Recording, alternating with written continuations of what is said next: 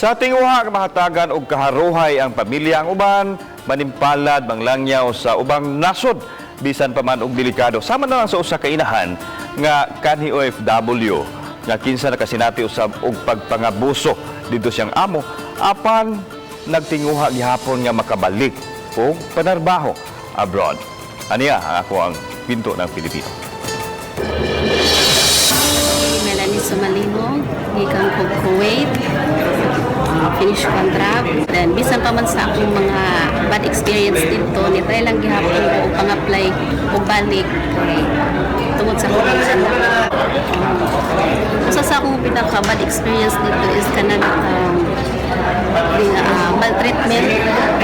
Niligid maayo nga pagka-treatment sa akong amo. Then, kapila kagibaligya nga walay bayad sa sweldo.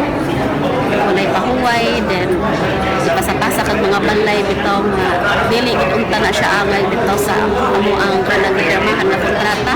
Ang ako sang gilikin sa akong amo nga laki.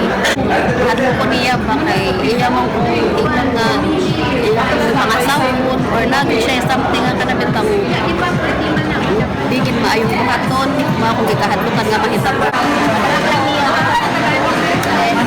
Kusasad sa ako yung gikuan nga makabalik ko pantrabaho kay ang akong anak ang magbuwangan kay special child, need gid siya o nagdagan siya panginahanglan. Mingaw, ano doon? Mingaw gid siya. Pero? Kinahanglan naman.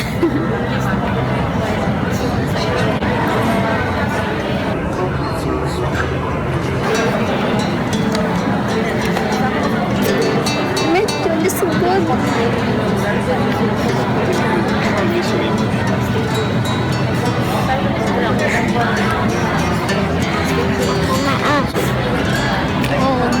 Kung naalan dyan ko yung choice, napabilin ba dyan ko?